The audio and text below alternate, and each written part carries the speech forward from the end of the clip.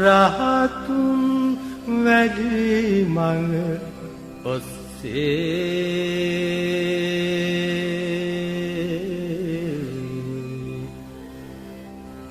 දම් පිපාසාවෙන් පෙළෙන අපට දම් ගඟුලෙන් දෝතක්ගත් යතිවරයෙකුගෙන් දම් පැන් පිටක් පන්සිල් මළුව නමෝ බුද්ධාය ඔබට තෙරුවන් සරණයි. මේ පින්බර ඉරිදා දවසේදී විවේකී දවසේදී අපි ඔබට ආරාධනා කරනවා එන්න සිරස FM පන්සිල් මළුවට. අපි කතා කරන්නේ අද වැදගත් කාරණයක් ගැන. බුදුරජාණන් වහන්සේ අපට මතක් කරනවා සත්වයා කර්මය සිය දායාද කොට උපදී කියලා. මිනිසුන්ට කරදර විපත් එනකොට ඒ හැම දෙයක්ම කර්මයට බාර කරනවා. ඒක හරිද?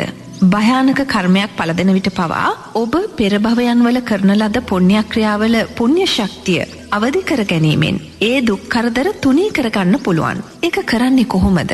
අද දවස පුරාවට ඔබේ ජීවිතයට බලපාන දුක් කරදර කම්කටොළු හදිසි විපත් ආදී සියලු කාරණාවල කර්ම ශක්තිය කර්ම විපාක ඒහා බැඳී පවතින්නේ කොහොමද කියන කාරණය මහරහතුන් වැඩිමග ඔස්සේ ඔබට ධර්මයේ දේශනා කරන පූජ්‍ය රාජගිරියේ අරිය ඥානගරු ස්වාමින් වහන්සේ පැහැදිලි කර දේවි. මට අවසර දෙන්න ස්වාමින් වහන්සේ මේ ප්‍රශ්න ඔබ වහන්සේට ඉදිරිපත් කරන්න. මිනිස්සුන්ට කරදර විපත් ඇති කරන නියාමයන් දහමට අනුව කොහොමද අපි පැහැදිලි කරගන්නේ ස්වාමින් වහන්සේ? මෙහෙමයි නෝන බුදුරයන් වහන්සේ ওই නියාම ධර්මයන් ගැන දේශනා කරනකොට කර්ම නියාම, ධර්ම නියාම, බීජ නියාම, ඍතු නියාම කියලා නියාම ධර්මයන් දේශනා කරනවා. තේරෙනවද? මෙහෙම දේශනා කරලා ආයිමත් බුදුරජාණන් වහන්සේ එක්තරා සූත්‍රයකදී කියනවා මේ සත්වයා කර්මය දායාද කොට ඉපදී කියලා. සත්වයා කර්මය මගේ කොටගෙන ඉපදී කියලා. සත්වයා කර්මය ඥාතීත්වය කොටගෙන ඉපදී කියලා. එහෙමනම් දැන් මේ ප්‍රකාශයෙන් බුදුරජාණන් වහන්සේ අපිට දේශනා කරන්නේ මොකද්ද? සෑම දෙයක්ම නෝනා මේ කර්මය මුල් කරගෙන සිද්ධ වෙනවායි කියන කාරණයයි. එහෙම කියලා ආයිමත් බුදුරජාණන් වහන්සේ ධර්ම නියාම, බීජ නියාම, ඍතු නියාම කියලා නියාම ධර්මේනු දේශනා කරනවා. දැන් අපි කියමුකෝ කෙනෙක් කොළඹ ජීවත් වෙනවා. කොළඹ ජීවත් වෙලා එයාට හිතෙනවා මං මඩ කලපුවට නැත්තම් යාපනයට ගිහිල්ලා ජීවත් වෙනවා කියලා කොළඹ තියෙනවා ඔක්කොම විකුණලා දාලා ඒ ශුෂ්ක ප්‍රදේශයට ගිහිල්ලා ජීවත් වෙනවා. එහෙම ජීවත් වෙනකොට නෝනා ඒ ප්‍රදේශයේ තියෙන ශුෂ්කභාවය නිසා, වියලිභාවය නිසා යා රෝගීභාවයට පත් වෙනවා. දැන් බරපතල විදිහට රෝගී වෙනවා. ඒතකොට රෝගී වෙනකොට කෙනෙකුට කියන්න පුළුවන් මේක ධර්ම නියාමයක් කියලා. මොකද ඒ ශුෂ්කභාවයට අදාළව එයාට රෝගීභාවයන් ඇති වුණා. එහෙම ධර්ම නියාමයක් කිව්වොත් ඒක හරිද? හරි. තව කෙනෙක් කියන්න පුළුවන් මේක ඍතු නියාමයක් කියලා. මොකද ඍතු වල තියෙන බලපෑම් නිසා ඒ උෂ්ණ දේශගුණය නිසා යාට අසනීපය සිද්ධ වුණා. ඒතකොට ඒක හරි. නමුත් නෝනා ඒ ධර්ම නියාම, ඍතු නියාම හරි වුණත් ඊටත් වඩා බලවත් දෙයක් මෙතන තියෙනවා. මොකක්ද ඒ බලවත් දෙය? එයාට කොළඹ අතහැරලා අර ශුෂ්ක ප්‍රදේශයට යන්න හිත දුන්නේ අකුසල් විපාකයක් කර්ම නියාමයක් නිසා. එන අතන මුල්ුණේ කර්ම නියාමයේ. නමුත් ඒ කර්ම නියාමයට අදාළව අතනදී ධර්ම නියාම, ඍතු නියාමන් බලපෑවා. නමුත් මුල් වෙන්නේ කර්මය කියලා බුදුරජාණන් වහන්සේ දේශනා කරනවා. දෙනවා දැන් සුනාමියක් එනවා කියන්නේ මොකද්ද?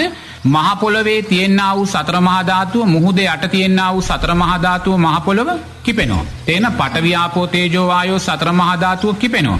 ඒ සතර මහා ධාතුව කිපීම නිසා අර වායෝ ධාතුවෙන් ගහන්නා වූ රැළ පහර තමයි මුහුද දෙබාය කරගෙන මහ පොළොවට ගොඩබිමට ගලා එන්නේ. එනම් බලන්නේ සුනාමිය සකස් වුණේ කුමක් නිසාද? ධර්මතාවයක් නිසා. මේ මහසාගරයේ සතර මහා ධාතුව කිපුණා. ඒතර මහසාගරයේ යට තියෙන පොළවේ සතර මහා ධාතුව කිපෙද්දී ඇති වුණා වූ සුනාමිය ධර්ම නියාමයක්. නමුත් ධර්ම නියාමයක් වුණාට ඒ සුනාමියට අහුවෙලා මැරෙන්නේ මිනිස්සුયો කර්ම නියාමයක් නිසා. මොකද සමහර මිනිස්සුયો ඉන්නවා නෝනා මේ ගොඩබිම ඉඳලත් ඒගොල්ලෝ ගහගෙන ගිහිල්ලා විනාශ වුණා. සමහරු ඉන්නවා රැළේ මීටර් 200 300 ගහගෙන ගිහිල්ලත් ඒගොල්ලෝ බේරුණා. තේරුණාද? එතකොට අතන සුනාමිය සකස් වුණේ ධර්ම නියාමයක් නිසා, මහ පොළවේ මුහුදයට මහසාගරයේ සතර මහා ධාතුවේ කිපීමක් නිසා. නමුත් ඒ කිපීම නිසා ගොඩබිමට රැළ ආවට පස්සේ අර විනාශ වෙන සෑම දෙයක්ම විනාශ වුණේ කර්ම නියාමයක් නිසා. මොකද අතන බේරිච්ච ඇත් ඉන්නවා මේ හොඳට ඉඳලා ගහගෙන ගිහිල්ලා විනාශ වෙච්ච එක වාහනේ ඇතුලේ 10ක් ඉඳලා ඒ 10න් 8 දෙනෙක් මැරෙනවා, දෙන්නෙක් බේරෙනවා. ඒතකොට එතන ඒ සියල්ල සිද්ධ වුණේ කර්ම නියාමය නිසා. තේරෙනවද? ඒ නිසා සෑම දෙයක්ම ධර්ම නියාමයක් වෙන්නත් පුළුවන්, ඍතු නියාමයක් වෙන්නත් පුළුවන්. නමුත් ඒවාට ගොදුරු වෙන සෑම කෙනෙක්ම ඊට අදාළව ගොදුරු වෙන්නේ නෝනා කර්ම නියාමයක් නිසාම කියන කාරණය මේ වෙන සිද්ධීන් තුලින් අපි පැහැදිලි කරගන්න ඕනේ. ස්වාමින් වහන්සේ කෙනෙකුගේ අකුසල් ශක්තිය තව කෙනෙකුට බලපානවද? නෑ අනුන්ගේ මේ අකුසලයක් තව කෙනෙකුට බලපාන්නේ නෑ නෝනා. ඒක එහෙම දෙයක් වෙන්නේ නැහැ. තේරුණාද?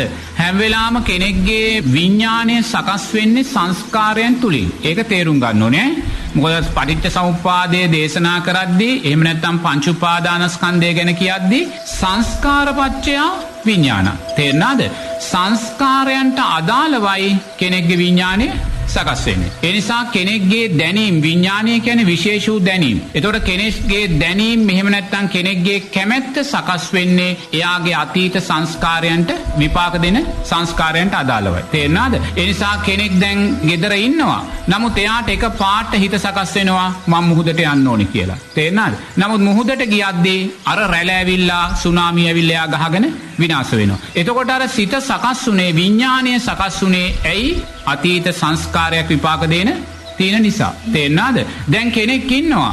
එයාට ගමනක් යන්න යනවා වාහනයක. නමුත් එයාට එකපාරට හිත දෙනවා 10 දෙනෙක් එක ගමන යන්න ලෑස්ති වුණා. අවසාන මොහොතේ එයා කියනවා නෑ මම යන්නේ නෑ කියලා. නමුත් අර 9 දෙනා යනවා. 9 දෙනා ගිහිල්ලා ඒ වාහනේ අනතුරකට ලක් වෙලා සියල්ල අනතුරට ලක් වෙනවා. නමුත් අර මිනිස්සයා එතකොට එයාට දැනීම සකස් වුණේ කුමක් නිසාද? සංස්කාරපච්චය විඥාන. එයාගේ කුසල් සංස්කාරයක් නිසා එයාට විඥානය ක්‍රියාත්මක වුණේ අර ගමන බැලක් වෙන ආකාරයට. දැන් සමහරු ඉන්නවා විනාශය වෙන්නේ අපි කියමු උතුරු පළාතේ. නමුත් එයා මේ කොළඹ ජීවත් වෙන කෙනෙක්. නමුත් එයාට ඒ වෙලාවේ හිත දෙනවා උතුරු පළාතට යන්න. ගියාම එයාත් ඒ විනාශයට අසු වෙලා නැති වෙනවා. එතකොට එයාට හිත දුන්නා කියන්නේ දැනීම සකස් කරේ කවුද? විඥාන පත්‍ය සංස්කාර පත්‍ය විඥාන. එයාගේ අතීත සංස්කාරයන් නිසා එයාට එතෙන්ට හිත යන්න දුන්නේ. දැන් පන්ති කාමරේ ළමයි 50ක් ඉන්නවා. ඒ ළමයි 50ගෙන් ටීචර් අහනවා ඔයා කවුරු වෙන්නද කැමති කියලා. එයා කියනවා මම වෛද්‍යවරයෙක් වෙන්න කැමතියි කියලා. අනිත් දරුවා කියනවා මම ඉංජිනේරුවරයෙක් වෙන්න කැමතියි කියලා. අනිත් කෙනා කියනවා මම ගුවන් නැවියෙක් වෙන්න කැමතියි කියලා. තව කෙනෙක් කියනවා මම ආරක්ෂක හමුදාවට යන්න. තව කෙනෙක් කියනවා මම ගොවියෙක් වෙන්න කැමතියි කියලා. එතකොට බලන්න මේ සෑම දරුවෙක්ගේ කැමැත්ත සකස් වුනේ කුමක් නිසාද? සංස්කාරපච්චය විඥාන. එයාගේ අතීතයේ කුසල් සංස්කාරයන්ට අදාළවයි එයාගේ දැනීම් සකස් වෙන්නේ. එනිසා ඒ සෑම කෙනෙක්ගේ දැනීම මේ ආකාරයට සකස් වෙන්නේ අතීතයේ රැස් කළා වූ කුසල් වලට අදාළවයි.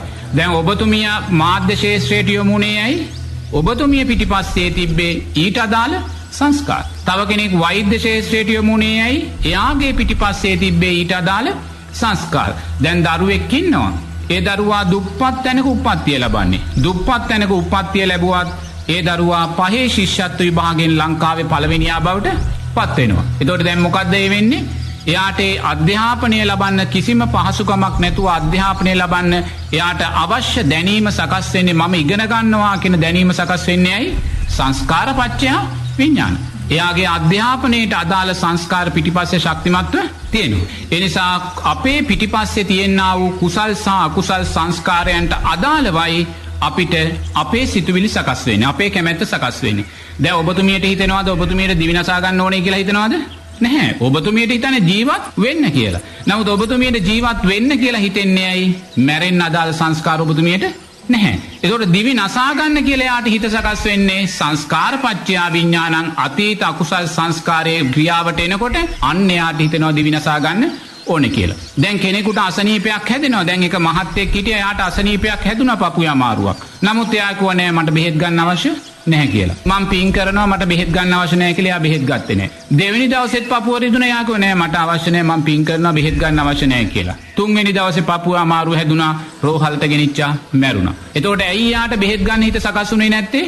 මැරෙන්න තිබුණ නිසා. අකුසලේ විපාකෙට එන්න තිබ්බා. තේරෙනවද? අකුසලේ විපාකෙට එන්න තියෙන නිසා අකුසලේ බලවත්භාවය නිසා බෙහෙත් ගන්න ඕනේ කියලා සිත සකස් වුනේ නැහැ. නමුත් මේ මොහොතේ මට අසනීපයක් වුණොත් මට හිතෙනවා බෙහෙත් ගන්න ඕනේ කියලා. ඇයි එහෙම හිතෙන්නේ? මම අද හෙට මැරෙන්න නැහැ. තේරුණාද? ඒක තමයි තේරුම් ගන්න ඕනේ. තේරුණාද? ඒතර මටත් බෙහෙත් ගන්න හිතක් දෙන්නේ නැත්නම් මමත් දැනගන්න ඕනේ මටත් හෙට අනිද්දා මැරෙන්න තියෙනවායි කියන කාරණේ. තේරුණාද? ඒතකොට අපේ මේ සෑම දැනීමක්ම සකස් වෙන්නේ නෝනා අතීතයේ තියෙන කුසල් සහ කුසල් සංස්කාරයන්ට. දැන් එක මහත්තයෙක් කීයේ මෙතෙන්ට ඇවිල්ලා දොරට තට්ටු කළා. නමුත් දොරට තට්ටු කළාම මේ මහත්තයා බොහෝම බැගහැපත් හඬින් තමයි කතා කළේ. ඒ කියන්නේ දැන් බාගෙට අපි කියන්නේ බාගෙට මැරිලා කියලා.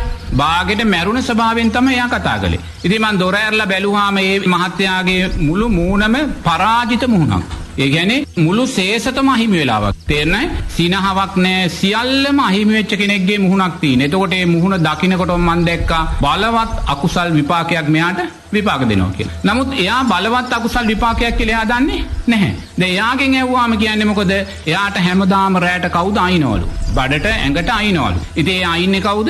එයා කියන්නේ අමනුෂ්‍යෙක් කියලා. දැන් ඕක අරගෙන දැන් මේ මිනිස්සයා දිගින් දිගටම හිතලා දැන් හොඳටම මලානික භාවයටම පත් වෙලා. එතකොට මං කිව්වේ මහත්තයෝ ඔයාට ඔය කවුරුත් අයින්නවා නෙමෙයි. ඔයාගේ අකුසලයක් ඔය විපාක දෙන්නේ. තේරෙනවද? පෙර ජීවිතේ මිනිස්සෙයින්ට ටොකු වැනලා පෙර ජීවිතේ මිනිස්සෙයින්ට පීඩා කරලා පෙර ජීවිතේ කෝටු වලින් ගහලා සත්තුන්ට ගහලා ඕවා කරලා දැන් බලන්න කෙනෙක් කරත්තේ හරකෙක් බඳිනවා. නමුත් ඒ හරකා බඳින කරත්තේ මහත්තයා හරකාට කිසිම කරුණාවක් නැහැ. අර කෝටුවක් තියාගෙන ඒ හරකට ගගහ තමයි ඒ හරකගෙන් වැඩ ගන්න. එතකොට මුළු ජීවිතේ මේ හරකට ගගහ වැඩ කරලා හම්බු කරන් කන්නේ තේ හරකගෙන්. නමුත් අර පීඩා කළාම නෝනා ඔය මිනිස්සයා ඊළඟ ජීවිතේ මිනිස්සෙක් වුණොත් හැම වෙලාවෙම යාට කවුරු හරි ගහනවා අනිනවා වගේ යාට දැනෙනවා. එතකොට ඒ දැනෙන්නේ මොකද්ද? සංස්කාරපච්චය විඥාන. පෙර අකුසලයට අදාළව විඥානය සකස් වෙනවා. එතකොට දැන් මේ මහත්තයා මෙතන අර බාගෙට මැරිලා වගේ කිසිම හිනාවක් නැතුව එද්දි මං කිව්වා මහත්තයෝ කරුණා කරලා ඔයා කුටුව ඇතුළට එනවනම් hina වෙලා ඇතුළට එන්න. බැරි නම් එන්න එපා කියලා. මොකද දැන් එහෙම කෙනෙක් දක්ෂ වෙන්න ඕනේ මේ විපාක දෙන්නේ අකුසලයක් කියලා දැනගෙන බලෙන් hina වෙන්න. තේරුණාද? බලෙන් hina වෙන්න දක්ෂ වෙන්න ඕනේ. එතනින් තමයි අකුසලේ මතු කරලා ගන්න. තේරුණාද? දැන් අපේ ජීවිතේත් මට මතකයි ගිහි ජීවිතේ අප්‍රමාණ අකුසල අපේ විපාකෙට ආවා. නමුත් ඒ සෑම අකුසලයක් ඉදිරියේම අපි කඳුළු හලහලා උත්සාහ ගත්තේ hina වෙන්නමයි. මොකද අපි දැනගත්තා මේ අකුසලයක් විපාක දෙන්නේ කියන කාරණේ. තේරුණාද? ඒ නිසා අපිට ඕනෑම මොහොතක දුකක් සකස් වෙනවා නම් කනස්සල්ලක් සකස් වෙනවා නම් වේදනාවක් සකස් වෙනවා නම් ඒ දුක කනස්සල්ල වේදනාව සකස් වෙන්නේ සංස්කාරපච්චය විඥානං අකුසලයක් නිසාමයි. එනිසා ඕනෑම වෙලාවක එවැනි දුක්ඛිත අවස්ථාවක් සකස් වෙද්දී වේදනාත්මක අවස්ථාවක් සකස් වෙද්දී අහිමිවීමක් සකස් වෙද්දී මේක අකුසලයක් කියලා බලෙන් සතුටු වෙලා බලෙන් hina වෙන්න අපි දක්ෂ වෙන්න ඕනේ. එතනින් තමයි අපි අකුසලයටපත් කරන්නේ. එහෙම නැත්නම් දැන් මේ මහත්යාට මොකද්ද වෙන්නේ? එයාට හැම වෙලාවෙම ඇඟට අයිනවා කියලා දැනෙනවා. යන තැන කියන්නේ මේ ප්‍රේතේ කමුනුෂ්‍යයෙක් කියලා දැන් ඒකට යොමු වෙලා එයා දවසින් දවස රස්සාවක් නැති කරගෙන දැන් මානසික රෝගියෙක් වෙන්නයි යන්නේ. එහෙනම් බලන්න දැන් කුමක්ද මේ වෙන්නේ? සංස්කාරපච්චය විඥාන. සංස්කාරට අදාළව තමයි විඥානේ සකස් වෙන්නේ. දැන් එක නෝනා කෙනෙක් හිටියා. ඒ නෝනාට හැම වෙලාවෙම පේනවා එයාගේ පිටිපස්සෙන් කවුරු හරි එනවා කියලා. නමුත් මේ නෝනා හොඳ ව්‍යාපාරයක් කරන කෙනෙක්. නමුත් උදේ 8ට ව්‍යාපාරයට ගිහිල්ලා හවස 6ට ව්‍යාපාරේ වහලා ගෙදර එනකන් එයාට කිසිම ප්‍රශ්නයක් නැහැ. එයා හොඳට ව්‍යාපාරේ තනියම කරනවා. හොඳට ව්‍යාපාරික දැනුම තියෙන කාන්තාවක්. නමුත් හවස 6ට ගෙදර ආපු වෙලාවෙ ඉඳන් පහුවදා උදේ වැඩට යන වෙලාවෙ ඉඳන් එයාට මොකද්ද වෙන්නේ? එයාට තේරෙනවා හැම වෙලාවෙම එයාගේ පිටිපස්සෙන් කවුරු හරි එනවා කියලා. දැන් ඉතින් මේක වෙලා දැන් මේ මිනිස්සයා මානසික වැඩිලා ඔන්න යంత్ర මන්ත්‍ර තැනටයි ගුරුකන් තැනටයි ඔය හැම තැනටම දැන් ගිහිල්ලා. යන්න තියෙන හැම තැනටම ගියාම දැන් එක තැනක කියනවා මැරිච්ච තාත්තා එනවා කියලා, තව තැනක කියනවා මැරිච්ච අම්මා එනවා කියලා, තව තැනක කියනවා වෙන කේන්ති තරහෙන් මැරිච්ච කෙනෙක් එනවා කියලා. දැන් ඉතින් මේවා අතර දෝලණය වෙලා මේ මිනිස්සයා මානසික රෝගී බවට පත් වෙලා. දැන් ඊට පස්සේ අපි දන්න ස්වාමින් වහන්සේ නමක් උතුම් සමාධියෙන් අරමුණු කරලා බල්ලා තියෙනවා මේ මිනිස්සයා පස්සෙන් කවුද එන්නේ කියලා. එතකොට බලනකොට මේ මිනිස්සයාගෙන් පස්සෙන් කිසිම කෙනෙක් එන්නේ නැහැ. මොකක්ද මේ සිද්ධ වෙන්නේ? සංස්කාරපච්චය විඥානං. අතීත කළා වූ අකුසල් සංස්කාරයක් විපාකෙට ඒ විපාකෙට එද්දී එයාට දැනෙන්නේ එයාගේ පිටිපස්සෙන් කවුරු හරි එනවා කියලා. නමුත් එයාගේ පිටිපස්සේ කවුරුත් නැහැ. අර අකුසලයේ බලවත්භාවය නිසා එයාට නිරතුරුවම විඥානය සකස් වෙනවා, දැනීම් සකස් වෙනවා මගේ පිටිපස්සෙන් කවුරු හරි ඉන්නවා කියලා. ස්වාමින් වහන්සේ අමනුෂ්‍ය පියකින් පසු වෙච්ච එම වයස අවුරුදු 55ක් පමණ වුණු කාන්තාව කරන ලද අතීත අකුසලයේ කුමක්ද?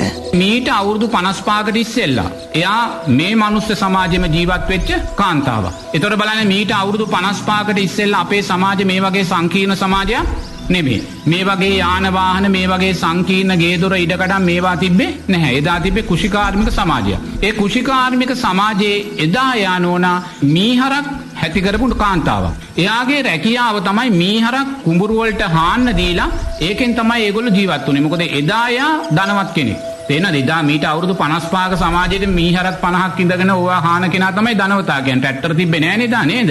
මෙයා ජීවත් උනේ එයාගේ මීහරක් කුඹුරු වලට හාන්න දීලා අර නගුලේ බැඳලා මීහරක් දෙන්නේ අර පොළව කඩාගෙන මීහරක් දෙන්න ඇදගෙන යනවා. තේරෙනවද? නගුල පස කඩාගෙන නැදගෙන යන්නේ. ඒතකොට බලන්න ඒ පස කඩාගෙන මීහරක් දෙන්න ඇදගෙන යද්දී ඒ මීහරක් දෙන්න කායිකව මානසිකව කොච්චර පීඩාවක් විඳිනවද? නමුත් මුළු දවස මේ මීහරකගෙන් වැඩ අරගෙන හවසට ලෙහෙලා දානවා. ලෙහෙලා දැම්මා මිසක් එයාට තනකොළ ටිකක්වත් දෙන්නේ නැහැ. මේ විදිහට අර නගුල පිටිපස්සෙන් ඇවිල්ලා මීහරකට පීඩා කළේ යම්සේද? තේරෙනවද?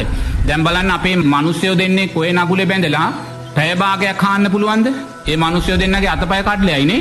බෑනේ අර නගුල පොළව කඩාගෙන යන්න එපා පස නේද?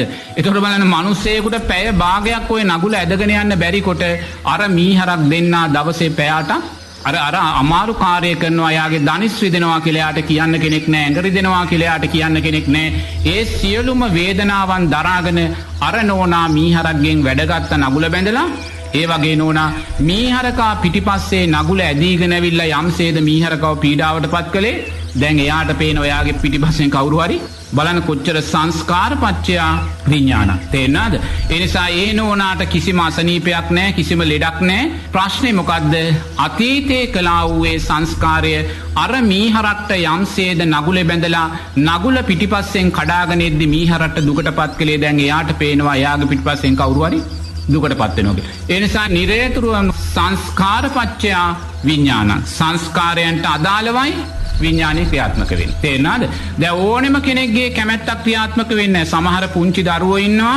එයා පුංචි කාලේ අම්මගේ දුඹුරු පාට සාරිය අරන් පෙරෝගෙන කියනවා මං සාදු කියලා. ඇයි ඒ කියන්නේ? සංස්කාරපච්චයා විඥාන. එයා පෙර ජීවිතේ පැවිදි වෙලා හිටපු කෙනෙක් වෙන්න පුළුවන්. එතකොට එයාගේ විඥානයේ දැනීම් සකස් වෙන්නේ පෙර සංස්කාරයේ පුරුදු වලට අදාළව. සමහර දරුවෝ ඉන්නවා හරිම සැරපරුෂයි, හරිම දරුණුයි, අම්මා තාත්තාටත් පුංචි කාලේ කීකරු නැහැ. සංස්කාරපච්චයා විඥාන. මොකද පෙර ජීවිතයේ ද්වේෂසාගත චරිතයක විඥානය තමයි ඒ ආකාරයට. සමහර දරුවෝ ඉන්නවා පුංචි කාලෙම රැට නිදාගත්තට පස්සේ රැට එක පාට ලතෝනි දීලා කෑ ගහනවා, අඬනවා, ගොඩාක් රැට බය වෙනවා. ඇයි? සංස්කාරපච්චයා විඥානං. පෙර ජීවිතේ මැරෙන වෙලාවේ සකස් වුණා වූ ඛේද ජනක නැත්නම් අනුතුරුදායක මරණයක් තුලින් ඇතිවෙච්ච ආ වූ බියට අදාළ සංස්කාරය තමයි එයාගේ දැනීම තුල ක්‍රියාත්මක වෙන්නේ. ඒ නිසා මේ මිනිස්යාගේ මේ සෑම ක්‍රියාවලියක්ම දැන් අපි කියනවානේ කෙනෙක් ලෝභයි, කෙනෙක් රාගයි, කෙනෙක් ද්වේෂයි. මේ සෑම දෙයක්ම නෝනා සංස්කාරපච්චයා විඥාන. තේරුණාද?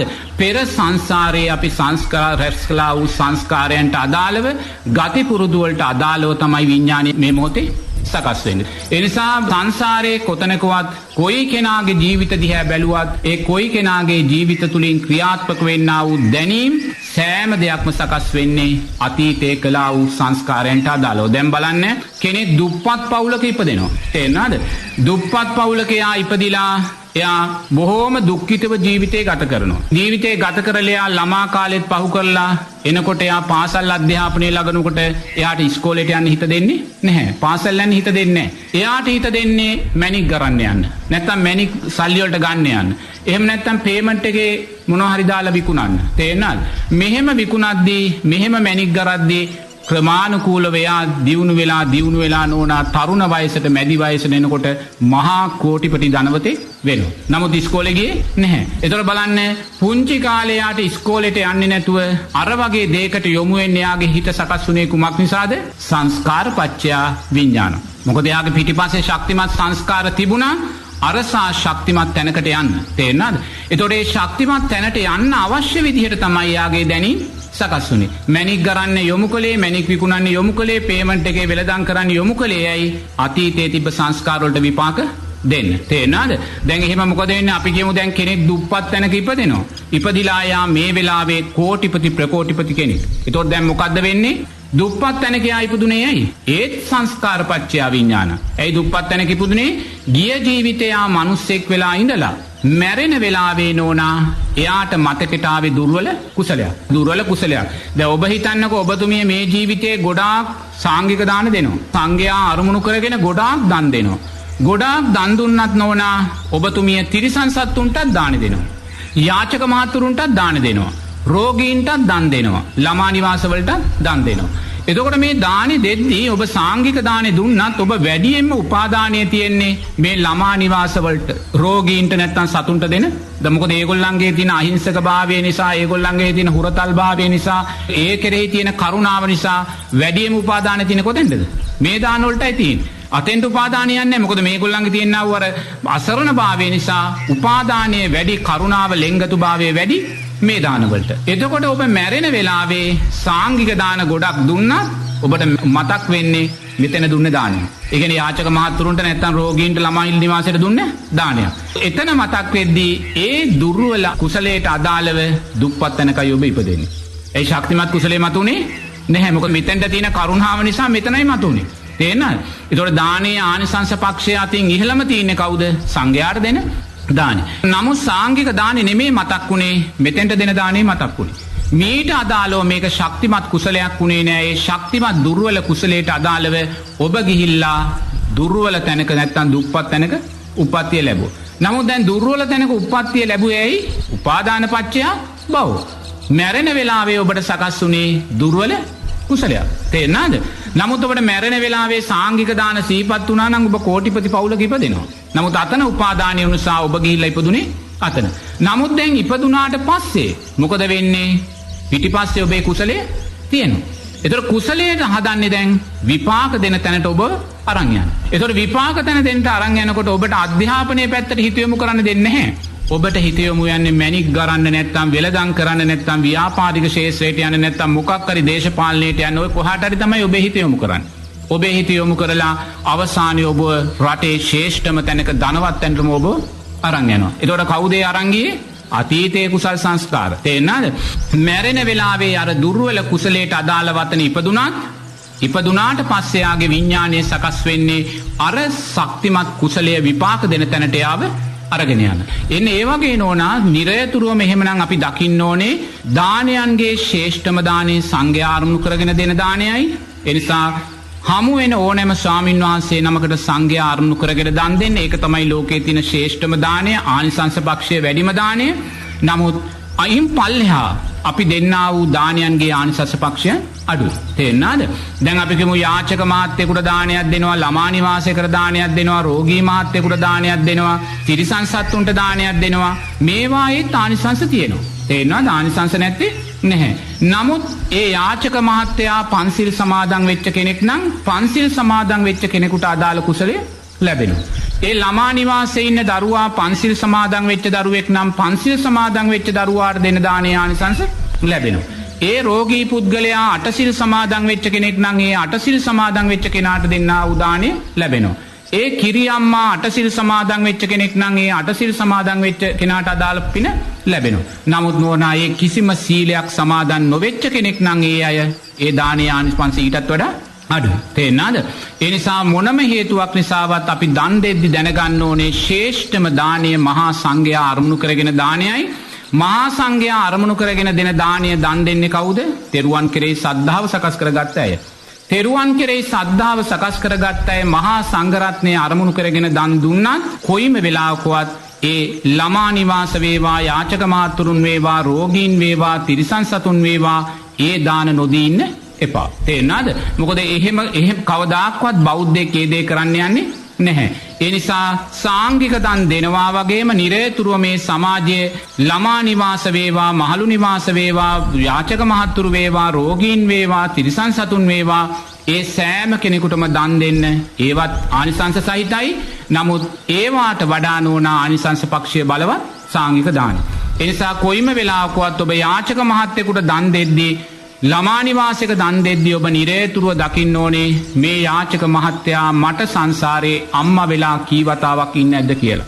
මේ යාචක මහත්තයා මට සංසාරේ තාත්තා වෙලා කී වතාවක් ඉන්නේ නැද්ද කියලා. මේ යාචක මහත්තයා මට දරුවෙක් වෙලා මුණුබුරෙක් වෙලා කොච්චරනම් කී වතාවක් සංසාරේ ඉන්නේ නැද්ද කියලා. ඒ වගේමයි මේ මොහොතේ මේ යාචක මහත්තයා සංසාරේ සක්‍රියා වෙලා කොච්චර ඉන්නේ නැද්ද, සක්විති රජුරුව වෙලා කොච්චර ඉන්නේ නැද්ද, මේ රටේ රජ වෙලා කොච්චර ඉන්නේ නැද්ද කියන කාරණේ දකිමින් තමයි අපි මේ යාචක මහත්තයාට.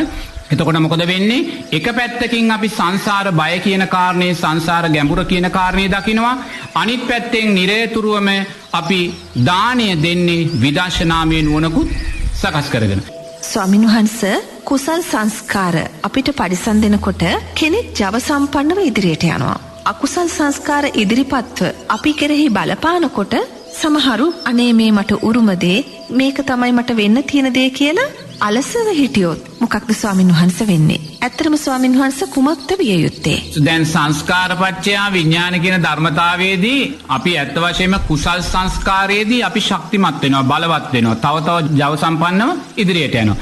එතකොට කෙනෙක් අහන්න පුළුවන් එන අකුසල් සංස්කාරයේදී ස්වාමින්වහන්ස අපි පරාජිතයෙක් වශයෙන් ඉන්න ඕනද කියලා. නමුත් බුදුරජාණන් වහන්සේ කොතනකවත් සංස්කාරයන්ට අකුසලයට යට වෙන්න කියලා අපිට කියන්නේ නැහැ. තේරෙනවද? අපි මේ සංස්කාර පච්චයා විඥානං කියන ධර්මතාවය ඔබට මතක් කළේ ඇයි මෙහෙම වෙන්නේ කියන කාරණේ හඳුනා ගන්න. තේරෙනවද? ඔබ මේක හඳුනාගත්තට පස්සේ ඔබ දක්ෂ වෙන්න ඕනේ යම් දුර්වලතාවයක් තියෙනවා නම් ඒ දුර්වලතාවයේ තියෙන කෙනා කුසලයේ තුල ශක්තිමත් කරන්න. කුසලයේ තුල ශක්තිමත් කරන්න. එතකොට දැන් අපි කියනවා පන්ති කාමරේ ළමයි 50 දෙනාගෙන් අහද්දී එක්කෙනෙක් වෛද්‍යවරයෙක් වෙනවා, තව කෙනෙක් ඉංජිනේරුවෙක් වෙනවා, තව කෙනෙක් ගුවන් නැවියෙක් වෙනවා කියද්දී තව කෙනෙක් කියනවා නම් අනේ මට ඔය කිසිම දෙයක් වෙන්න ඕනේ නැහැ කියලා අපි දක්ෂ වෙන්න ඕනේ මෙයාගේ පිටිපස්සේ අකුසල් සංස්කාරයක් තියෙනවා කියලා දැක ගන්න. එතකොට කෙනෙක් ඉන්නවා යාට ඒ දරුවාට හැම වෙලාවෙම ලෙඩ වෙනවා, රෝග වෙනවා, යා කියනවා නම් අනේ අම්මේ මට බෙහෙත් එපා කියලා. එයා බෙහෙත් බොන්න අකමැති නම් අම්මා තාත්තා දැනගන්න ඕනේ මෙයාගේ පිටිපස්සේ අකුසලයක් තියෙනවායි කියලා තේරුම් ගන්න. එතකොට අම්මා තාත්තා උදේට හැමදාම දරුවා පාසල් යලිද්දී ඒ දරුවා සුමානිකට දවස් දෙකක් පාසල් යන්න හොර කරනවා නම් පාසල් යන්න අකමැති වෙනවා නම් අම්මා තාත්තා දැනගන්න ඕනේ මෙයාගේ පිටිපස්සේ අකුසල් සංස්කාරය තියෙනවා කියලා. එතකොට කෙනෙක් කියනවා නම් අනේ මට ජීවිතේ එපා වෙලා තියෙන්නේ මට නම් ජීවත් වෙලා වැඩක් නැහැ කියලා හිතෙනවා නම් දැනගන්න ඕනේ මෙයාගේ පිටිපස්සේ අකුසල් සංස්කාරය. මොකද මේ විඥානීය ක්‍රියාත්මක වෙන්නේ අකුසලේ විපාක දෙන්නයි කියලා. එහෙම දැනගත්ත මොහොතේ අන්න අපි කරන්න ඕනේ දරුවා වේ කෙනාව කුසලයේ තුල ශක්තිමත් කරන්න. දැන් අධ්‍යාපනයේ දුර්වල පැත්තට යද්දී අන්න අපි දැනගන්නවා මෙයාගේ කුසල් සංස්කාර හීනයි අධ්‍යාපනයට අදාළව අපි ඒ දරුවාට අවවාද කරනවා පුතේ අම්මා තාත්තාට කීකරු වෙන්න, ගුරුවරුන්ට කීකරු වෙන්න, දවස ගානේ බුද්ධ වන්දනාවක් කරන්න, පාසලේ අනිත් දරුවන්ට ඥාතීන්ට මෛත්‍රී වඩන්න කියලා අන්න පුහුණු කළාම සංස්කාරය යටපත් වෙලා අකුසලේ යටපත් වෙලා කුසලේ මතු කර ගන්නවා. තේරෙනවද? එතකොට කෙනෙක්ට නිරේතුරුව හිතෙනවා නම් මට ජීවිතේ වැඩක් නැහැ, ජීවිතේ එපා වෙලා තියෙන්නේ කියලා අන්න අපි දක්ෂ වෙන්න ඕනේ. ඒ දරුවාව නිරේතුරුව බෝධි පූජා, බෝධි වන්දනා වලට යොමු කරලා නිරේතුරුව මෛත්‍රී චිත්තයක් ඇති කරන තැනට ගෙනල්ලා එයාගේ අකුසලේ යටපත් කළ කුසලේ මතු කරගන්න. එතකොට එහෙනම් දැන් මේ තුලින් මේ සංස්කාර පච්චයා විඥානං කියන ධර්මතාවය මතු කරලා පෙන්නුවේ කුසල් සංස්කාරය නිසා එයාගේ ශක්තිය හඳුනා ගන්නවා වගේම අකුසල් සංස්කාරය නිසා ඇතිවෙන්නා වූ දුර්වලතාවය හඳුනගෙන අකුසලය කුසලය තුලින් යට කරන්න කියන කාරණේ මතු කරලා ගන්න. බුදුරජාණන් වහන්සේ කිසිම තැනක අපිට දේශනා කරන්නේ අකුසලයට කර්මයට යට වෙන්න කියලා. තේරෙනවද? බෞද්ධයා කියන්නේ ආරෂ්ඨාංගික මාර්ගය තුල ගමන් කරන්නා කියන්නේ ආනන්තරීය පාප කර්ම හැර අන් සෑම අකුසලයක්ම කුසලයේ තුලින් යට කරන්න පුළුවන් කියන විශ්වාසය තුල ඉදිරියට යන කෙනයි. පුළුවන් ද බැරි වෙන්න පුළුවන්. නමුත් ඒ විශ්වාසය තුල ඉඳගෙන ඕනෑම එවැනි දුර්වල අකුසලයක් එහෙම නැත්නම් පරාජිත තත්වයක් අපි කුසලයේ තුලින් යටපත් කරගන්න දක්ෂ වෙන්න ඕනේ. එහෙම නැතුව කොතැනකවත් වර්තමානයේ හුඟක් අය දකින දෙයක් තමයි නිරේතුරුවම ප්‍රශ්නයක් ආපුවාම ගැටලුවක් ආපුවාම ඕක පෙරේතේකට නැත්නම් අමනුෂ්‍යයෙකුට නැත්නම් කොඩිවිනයකට බාර දීලා තව තවත් අකුසල් කළා යනවා. මෙතන කිසිම පෙරේතෙකුත් නෑ, යක්ෂයෙකුත් නෑ, කොඩිවිනයෙකුත් නෑ. මොකක්ද?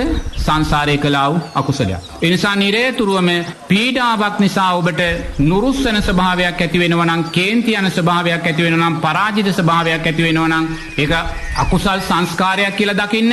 සංස්කාරයක් දැකලා බලෙන් හරි හිනා වෙන්න, බලෙන් හිනා වෙන්න. බලෙන් හිනා වෙන්න නැත්නම් කාට හරි කියලා කුචුකවලා හරි හිනස්ස ගන්න. මොකද එතනයි ඔබේ ආයුෂ වන්නේ සැපේ බලය වැඩිලා පින කියන කාරණේ මතු කරගන්න ඔබ දක්ෂ වෙන්න. දැන් එක්තරා අවස්ථාවක මේ අනුරුද්ධ මහරහතන් වහන්සේ උන්වහන්සේලාගේ මේ ගිහි නිවසේ දානෙකට වඩිනවා. ඉතින් ගිහි නිවසේ දානෙකට වඩිද්දී මේ අනුරුද්ධ මහරහතන් වහන්සේගේ ඥාතීන් ඔක්කොම මේ වෙලාවේ හිටියත් අනුරුද්ධ මහරහතන් වහන්සේගේ නැගණිය දානට සම්බන්ධ වෙන්නේ නැහැ. නමුත් ඉතින් ඒ වෙලාවේ අනුරුද්ධ මහරහතන් වහන්සේ අහනවා කෝ නැගණිය කියලා. එතකොට ඒ කියනවා මේ ඥාතීන් මේ නැගණියට මේ ශරීරේ මේ බලවත් කුෂ්ඨ රෝගයක් ඇවිල්ලා. ඒ කියන්නේ එළියට එන්න බෑ. ඒ කියන්නේ එළියට එන්න බෑ කියන්නේ ඒ කියන්නේ මූණේ අතපය වල පවා ඒ කුෂ්ඨය ඇවිල්ලා ඇති. අනුරුද්ධ මහරහතන් වහන්සේ කියනවා ඒ දිවසින් බලලා මේ නැගණිය පෙර ජීවිතේ කළා වූ බලවත් අකුසලයක්. මොකද ඒ අකුසලය එයා පෙර ජීවිතේ රජ කෙනෙක්ගේ බිසවක් හැටියට ඉඳලා ඒ බිසවට අන්තපුර බිසවවරුත් හිටියා. ඒ අන්තපුර බිසවවරයෙක් කෙනෙක් එක්ක ද්වේෂයෙන් එක්තරා දවසකදී සේවකීන් ලවලා ඒ අන්තපුර බිසවගේ සයනේ මේ කහඹිලිය ඇතුරුවා. දැන් එදා කහඹිලිය ඇතුරුවේයි එදා රජතුමා ඒ අන්තපුර බිසව ළඟට එදා යන්න හිටියේ. ඒ නිසා එදා තනිකරම කහඹිලිය අතුරලා සේවකීන් ලවා ඒ බිසව පීඩාවට පත් කළා. ඒ තෙරුවන් සරණ ගිහිල්ලා හිටව බිසවක් එයා පීඩාවට පත් කළා මේ අකුසලය නිසායි මේ මොහොතේ මේ ආකාරයෙන් මේ දදේ කුෂ්ඨයාවි කියන කාරණේ අනුරුද්ධ මහරහතන් වහන්සේ දේශනා කළා. ඒතර බලන්න එහෙනම් වර්තමාන සමාජයේ එවැනි කායික රෝගාබාධයන් නිසා ඒ කියන්නේ දද වන කුෂ්ඨ වගේ ඔය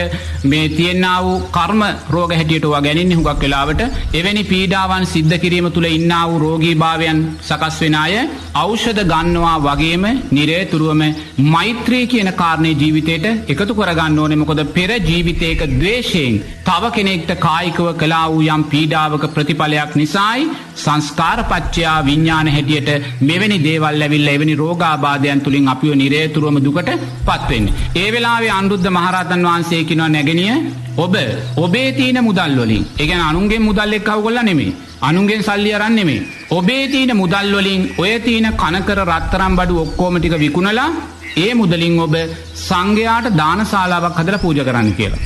අනුන්ගෙන් සල්ලි අරන් නෙමෙයි. තමා ළඟ තියෙන දෙයක් වෙද්දී සියලු දේ විකුණලා දානශාලාවක් හදලා දානශාලාව සංඝක් සතු කරලා පූජා කරන්න කියනවා. අනේ මේ දරුවා දානශාලාව හදලා රත්තරන් බඩු ටික ඔක්කොම විකුණලා දානශාලාව හදලා සාංගය කළා පූජා කළාට පස්සේ ඇයට තිබ්බා වූ ඒ කර්ම රෝගයේ දද කුෂ්ඨය සුව වෙලා යනවා. එතකොට එහෙමනම් අපි නිරේතුරුව දකින්න ඕනේ රෝගාබාධයක් නිසා වේවා කායික පීඩාවක් නිසා වේවා මානසික පීඩාවක් නිසා වේවා අපි සතුටක් ලබන්නේ සැපයක් ලබන්නේ සංස්කාරපච්චයා විඥාන කියන ධර්මතාවයේ නිසාමයි. ගරු ස්වාමීන් වහන්ස නේපාලයේ සිද්ධ වෙච්ච දරුණු භූමිකම්පාව ඒ වගේම ඊට දින කිහිපයකට කලින් සිද්ධ වෙච්ච සත්ව ඝාතනය මේ සියල්ල දහමට අනුව අපි කොහොමද ස්වාමීන් වහන්ස ගලපා ගන්නේ? මෙහෙමයි. දැන් ওই කාරණේ ධර්මානුකූලව කියද්දී එතන සිද්ධනා වූ භූමිකම්පාව කියන එකේ ශ්‍රිතු නියාම ධර්ම නියාම කියන කාරණා දෙකට දාන්න වෙනවා නෝනා. සත්ව ඝාතන සත්වයාග සිද්ධ වෙනවා. හරි. නමුත් ඒ හතින් බලනකොට ඔය බටහිර රටවල් වල හරක් මස් කන්න කියලා නෝනා දවසට සත්තු කී ලක්ෂයක් මරනවාද? කුකුල්ලු කී ලක්ෂයක් මරනවාද නේද? එනයිති ඔය සෑම රටකම සෑම මොහොතකම භූමිකම්පාවක් වෙන්න එපා නේද? ඒතකොට අපි ධර්මයේ ගලපද්දි බොහොම පරිස්සමෙන් ගලපන්න වෙනවා. මොකද අපේ රටේ දවසට කුකුල්ලු කී දහහක් මැරෙනවද? අපේ රටේ එළුව හරක් ඌරෝ කී දහහක් මැරෙනවද? එහෙම නැතිනම් ඕන අපේ රටෙත් වරින් වර භූමිකම්පා එන්න වෙනවා. තේරෙනවද? එතකොට දැන් බලන්න ඔස්ට්‍රේලියාව වගේ ඔය රටවල් වල මේ සත්ත්ව පාලනයමයි මුල් වෙලා තියෙන්නේ. එතකොට ඒ සත්ත්ව පාලනය නිසා ඒගොල්ලෝ මුළු රටටම ඒගොල්ලන්ගේ මස් වර්ග අපනයනය කරනවා. එතකොට එවැනි රටවල් වල කොච්චර සත්ත්ව ඝාතන වෙනවද නේද? එහෙනම් ඉතින් අපි කිව්වොත් එහෙම නේපාලයේ සිද්ධ වෙච්ච දේ සත්ත්ව ඝාතන නිසා සිද්ධ වුණායි කියන කාරණේ එතකොට ධර්මයේ කෙරේ කෙනෙක් සැක කරන්න පුළුවන්. ඒ කියන්නේ සැක නොකරන ආකාරයෙන් තමයි අපි ධර්මයේ විග්‍රහ වෙන්න ඕනේ. ඒ නිසා එතන නෝනා භූමිකම්පාව සකස් වෙන්නේ හේතුඵල ධර්මයන් නිසා. ඒක ධර්ම නියාමයක් සිතු නියාමයක් වෙන්න පුළුවන්. ඒ කියන්නේ මහ පොළොවේ යට තියෙන සතර මහා ධාතුව කිපීම නිසා වායෝ ධාතුව තේජෝ ධාතුව පිපීම නිසා අර පටවිය පුපුරලා විනාශ වෙලා දෙදරුම් කාලය වෙන්න සිද්ධිය ධර්ම නියාමයක් හැටියටයි අපිට දකින්න වෙන්නේ. තේරෙනවද? ස්වාමීන් වහන්සේ දැන් එවැනි ව්‍යසනයක් සිද්ධ වෙද්දී ඒ වගේ ව්‍යසනයකින් මිනිසුන් මරණයට පත්වීම කුමන නියාමයක් හැටියටද පැහැදිලි කරගන්න පුළුවන්? එතකොට ඒ ධර්ම නියාමයක් තුල ඒක සිද්ධ වෙද්දී මිනිස්සු මැරෙන්නේ කර්ම නියාමයක් නිසා. දැන් අර එක මහත්තයෙක් ඇවිල්ලා කිව්වා ඒගොල්ලන්ගේ දරුවෝ ටික මොකක් හරි ක්‍රීඩා තරඟයට එදා එහෙ හිටියේ කියලා. නමුත් ඒගොල්ලන්ට පේනවා අල්ලපු ගොඩනැගිලි කඩාගෙන වැටෙනවා. නමුත් ඒගොල්ලන්ගේ ගොඩනැගිල්ල කඩාගෙන වැටුනේ නැහැ. එතකොට එහෙනම් බලන්න ධර්ම නියාමයක් නිසායි මේක සිද්ධ වෙන්නේ. ධර්ම නියාමයක් සිද්ධ වුණෙත් කුමක් නිසාද? ශ්‍රිතු නියාමයක් නිසා. ඒගොල්ලෝ පරිසර විනාශ කරලා ඔයනි හේතුන් නිසා තමයි ඕවා සිද්ධ වෙන්නේ. ඒ නිසා මේවා සිද්ධ වුණාට පස්සේ මේවාට අහු වෙලා මිය යන්නේ නෝනා කර්ම විපාකයක් නිසා. එහෙම තමයි ධර්මානුකූලව ගලපන්නේ. තේරෙනවද? නමුත් එහෙම නැතුව දැන් එතන අපි කියමු සත්තු ලක්ෂ ගාණක් මැරුවා නම් එතකොට බලන්නේ මැරෙන සෑම සතෙක්ම ද්වේෂය වෛරය දරාගෙන තමයි මැරුම් කන්නේ. කිසිම කෙනෙක් මෛත්‍රී චිත්තයකින් මැරුම් කන්නේ නැහැ. එතකොට එහෙනම් ද්වේෂය වෛරය දරාගෙන තිරිසන් සතෙක් මැරුණට පස්සේ ඒ තිරිසන් සතා අනිවාර්යෙන්ම එක්කෝ යක්ෂ ජීවිතයක්, එක්කෝ භූත තිරිසන් සත්ව ජීවිතයක්, එක්කෝ සතර අපා ජීවිතයක්මයි අනිවාර්යෙන්ම ලබන්නේ. තේන එතන බලන්න ලක්ෂ ගාණක් සත්තු මැරුවා නම් ඒ සත්තු ද්වේෂයෙන් මැරිලා භූත සත්තු ලක්ෂ ගාණක් වෙලා මේ මොහොතේ ඉපදිලා ඉන්න පුළුවන්. මේ අමනුෂ්‍ය කොටස් වල බලපෑමුත් මේවාට හේතු වෙන්න පුළුවන්. එතකොට මේවා නිසා ඒ පීඩාවට පත්වෙන මනුස්සයින්ට, ඒවා නිසා ඔය දුක් වෙන මනුස්සයින්ට ඒ අමනුෂ්‍යයන්ගේ පීඩාත් ඉන්පස්සේ එල්ල වෙන්න පුළුවන්. මොකද අනිවාර්යෙන්ම මේ සත්තු මැරිලා කවදාකවත් මනුස්සයෝ දෙවියෝ වෙන්නේ නැහැ. අමනුෂ්‍ය කොටස් බවටමයි පත් වෙන්නේ, යක්ෂ කොටස් බවටමයි පත් වෙන්නේ, භූත තිරිසන් කොටස් බවටමයි පත් වෙන්නේ. මොකද ද්වේෂයත් එක්කයි මැරෙන්නේ. එතකොට නෝනා මේ සෑම අඳෝනාවක්ම මේ විශ්වය තුල අපිට නරක ප්‍රතිඵලයක්ම තමයි අත් කරලා දෙන්නේ. තේන දැන් පිරිතක් කියද්දී ඒ පිරිත් දේශනය අහලා අහන කෙනා සතුටු වෙනවා, අමනුෂ්‍යෝත් සතුටු වෙනවා, දෙවියෝත් සතුටු වෙනවා, පුංචි දරුවෙක් හිටියත් පුංචි දරුවාත් ඒක අහගෙන සතුටු වෙනවා. ඒ පිරිත් දේශනයට ඒ හැම කෙනෙක්ම සතුටු වෙනවා වගේ නෝනා අර සතුන්ගේ මරලතෝනිය තුලින් නැගෙන්නා වූ වේදනාවට, අඳෝනාවට නෝනා සෑම කෙනෙක්ව කම්පාභාවයට පත් වෙනවා. ඉතින් ඒ සත්තු මරද්දී අර පිරිත කියද්දී සුබ සංඥාවක් ලෝකෙට යනවා වගේ අර සතුන් මරද්දී නෝනා අසුබ සංඥාවෙන් වාතය පිරෙනවා. එනිසා නිරේතුරුවම එවැනි දේවල් සිද්ධ වෙන්නේ ධර්ම නියාම සිතු නියාම හේතුවෙන්. ඒක තමයි ධර්මානුකූල විග්‍රහය. නමුත් ධර්ම නියාමයක් නිසා සිද්ධ වෙන දේ අනිවාර්යෙන්ම සිද්ධ වෙන්නේ මැරෙන අය මැරෙන්නේ කර්ම නියාමයන් නිසා. නමුත් ධර්ම නියාමයන් තුලත් ඒවා සිද්ධ වෙන්නේ, සිතු නියාමයන් තුලත් ඒවා සිද්ධ වෙන්නේ නෝනා අපි දකින්න ඕනේ මිනිස්යාගේම වරදින් කියලා. එතකොට මිනිස්සයා ගස් කොළන් කපන්න වැලි ටික ගොඩ දාන්න තියෙන පරිසරය විනාශ කරන්න මේ සෑම මොහොතකම මොකද්ද මිනිස්සයා තුලින් සිද්ධ වෙන්නේ? අකුසලයක්. බුදුරජාණන් වහන්සේ කියනවා යමෙක් කෙත්වතු වවනවා නම්, උයන් වතු වවනවා නම්, පරිසරය සුද්ධ කරනවා නම්, එලිවේලි කපනවා නම්, එළවේලි සුද්ධ කරනවා නම්, ගංගා හදනවා නම් මේවා නෝනා සක්‍රියා වෙන්න අවශ්‍ය කුසල් සංස්කාර කියලා. එහෙනම් බලන්න ගස් කොළන් කපනවා නම්, වැලි ගොඩ දානවා නම්, පරිසරය විනාශ කරනවා නම් එහෙනම් ඒවා මොනවට අදාළ අකුසල් සංස්කාරද? සතර අපායට අදාළම අකුසල් සංස්කාර. එතකොට මිනිස්සයා මේ කරන්නා වූ පාරිසරික විපාකයන් නිසාමයි, වැරදි නිසාමයි ධර්ම නියාමයන් සිතු නියාමයන් හිටිට මේවා මතුවෙලා එන්නේ. එහෙනම් දැන් ධර්ම නියාමයන් සිතු නියාමයන් මතුවෙන්නත් හේතුව මොකද්ද? මිනිස්සයාගේ අකුසල් විපාකම තමයි. ඒ රටවල් වල භූමිකම්පා ගැන කතා කරනවා වගේම නෝනා අනාගතේ අපිටත් කතා කරන්න වෙයි. මොකද මිනිස්සයා ඒ තරම් පාරිසරික විනාශයන් සිද්ධ කරනවා. ඒ පාරිසරික විනාශයන් සිද්ධ කරන මොහොතක් පාසා මිනිස්සයා බලවත් අකුසල් සිද්ධ කරගන්නවා. එතකොට මේ බලවත් අකුසල් සිද්ධ කරගනිද්දී ඒ බලවත් අකුසල් වල විපාකය ලං වෙනකොට මොකද වෙන්නේ? මේවැනි මහා දරුණු විනාශ ඇවිල්ලා ඒ විපාක වලට ලක් වෙන මිනිස්සයෝම විනාශ වෙලා යනවා. දැන් කාන්තාරයක් ගන්නකො දැන් මිනිස්සෙක් ඇයි ගිහිලා සෞදි අරාබියේ ඉපදෙන්නේ? ඒ පෙර ජීවිතේ ඒ කාෂ්ඨක අවකාෂ්ඨකේ දුක් විඳින ස්වභාවයට කාන්තාරවල මිනිස්සු ඉපදෙන්නේ නෝනා පෙර ජීවිතේ ඒගොල්ලෝ පරිසරේ විනාශ කළා. අද අපේ රටේ කොච්චර ශුෂ්ක ප්‍රදේශද, වියලි ප්‍රදේශවල මහා අවකාෂ්ඨකේ මිනිස්සු ඉපදිලා දුක් විඳිනවා. නමුත් ඒගොල්ලන්ට ඒ අවුව සතපහකටවත් ප්‍රශ්නයක් නැහැ. නමුත් අපිට විනාඩි 5ක් එතන ඉන්න බැහැ. ඇයි ඒගොල්ලෝ ඒ කාෂ්ඨක ජීවිතේ සතුටෙන් ගන්නෙ? පෙර ජීවිතේ අප්‍රමාණ වූ වන විනාශයන් සිද්ධ කළා. තේරෙනවද? සමහරු ඉන්නවා මුළු ජීවිත කාලෙම වතුර නැහැ, වතුර හොයන්න කලගෙඩියක් අරන් 70ක්ම ගාණක් යනවා. ඇයි ඒ? පෙර ජීවිතේ ඔය ඇලවේලි වැලි ගොඩ දාලා මේවා විනාශ කළා. එතකොට මේවයි මේ ඵලය තමයි නෝන මේ ලබන්නේ. තේරෙනවද? එතකොට සුනාමිය ආවේ නැත්තම් අනිවාර්යයෙන්ම භූමිකම්පාව ආවේ සතර මහා ධාතුව කිපීම නිසා. ඒක කිසි ප්‍රශ්නයක් නෑ. ඒක ධර්මානුකූලව එහෙමයි ගණන්නේ. නැතුව දෙවියෝ කෝප වෙලා පොළොව පෙරලෙන්නේ නෑ. සතර මහා ධාතුව කිපීම නිසායි මේක ආවේ. කියන්නේ ධර්ම නියාමයක්, සිතු නියාමයක්. ඒකට අහු වෙලා මැරෙන්නේ අර සිතු නියාම ධර්ම නියාමයක් බවට පත් වෙන්න හේතු සාධක සකස් කරලා පරිසරය විනාශ කරලා අකුසල් කරපු මිනිස්සුමයි. එහෙම තමයි ඒව ගලප ගන්න වෙන්නේ. එහෙම නැතුව අපි කෙලින්ම කිව්වොත් එහෙම මේක මේ දෙවියෝ කෝප වෙලා කියලා ධර්මයේ ප්‍රතික්ෂේප වෙනවා එතනින්. ධර්මයට ඒක අපි කරන ගෞරවයක්. ස්වාමීන් වහන්සේ දැන් එවැනි ව්‍යසන අවස්ථාවකදී යහපත කරන මිනිසුන් හොඳ මිනිසුන්ව සම්‍යක් දෘෂ්ටික දෙවියන් විසින් බේර ගන්නවද, ආරක්ෂා කරනවද?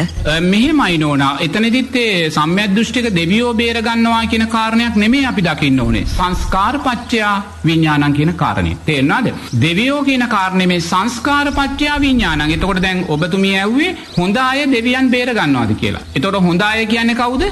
කුසල් සංස්කාර. තේන්න කුසල් සංස්කාර එතකොට යා බේරුනේ දෙවියා නිසා නෙමෙයි කුසල් සංස්කාර තේන්න එතනයි දකින්න ඕන කුසල් සංස්කාර හොඳ කෙනා කියලා ඔබ කියලා කිව්වේ කුසල් සංස්කාර එතකොට යා බේරුණා නම් බේරුනේ දෙවියා නිසා නෙමෙයි කුසල් සංස්කාර ස්වාමීන් වහන්සේ පරිසර විනාශයන් සඳහා නැත්නම් විවිධ ව්‍යසන සඳහා නොපෙනෙන අමනුෂ්‍ය බලවේගවල බලපෑම් තියනවාද? මෙහෙමයි අමනුෂ්‍ය බලපෑම් වලින් වෙනවායි කියලා නෝනා අපිට කියන්න බෑ එකපාරට. මොකද නමුත් මුලින්ම ශ්‍රිතු නියාමයන් ධර්ම නියාමයන් තුලින් මේ වෙන්නා වූ විනාශය මම දැන් මුලින්ම කිව්වා මිනිස්යා කරන්නා වූ අකුසල් නිසායි වෙන්නේ කියලා. දැන් මිනිස්යා කරන්නා වූ අකුසල් නිසා පරිසර විනාශයන්, ද්වේෂය, වෛරය, ක්‍රෝධය වැනි දේවල් නිසා තමයි මේ ආකාරයෙන් ධර්ම නියාමයන් සිතු නියාමයන් විසින් මේ විනාශයන් සිද්ධ කරන්නේ. එතකොට මේ විනාශයන් සිද්ධ වුණාට පස්සේ දැන් මෙතන මනුස්ස ඝාතන මිනිමැරු මැරිච්ච මිනිස්සු මලකුණු ගඳ ගහන මේවට අන්න ඊට පස්සේ මුළු ලෝකෙම ඉන්න අමනුෂ්‍යෝ ටික මෙතෙන්ට එනවා. තේරෙනවද? දැන් මෙච්චර වෙලා අමනුෂ්‍යෝ හිටියද? ඒ ප්‍රදේශේ ඉන්න ටික දැන් අපි කොහොම මේ ප්‍රදේශේ නෝනා දැන් මේ ලස්සනට ඔක්කොම තියෙනවා. හරිද? තව මොහොතකින් මෙතන භූමිකම්පාවක් වෙනවා. වෙලා දහස් ගාණක් මෙතන මැරෙනවා. මැරලා මල කඳන් ගොඩ ගහනකොට මලමිනි ගොඩ ගහනකොට මේවා ගඳ ගහනකොට පුලුටු ගඳ ඝන ගහනකොට කුණු ගඳ යනකොට නෝනා වටේම ඉන්න නිලමැස්සෝ ටික මෙතෙන්ට එනවද නැද්ද?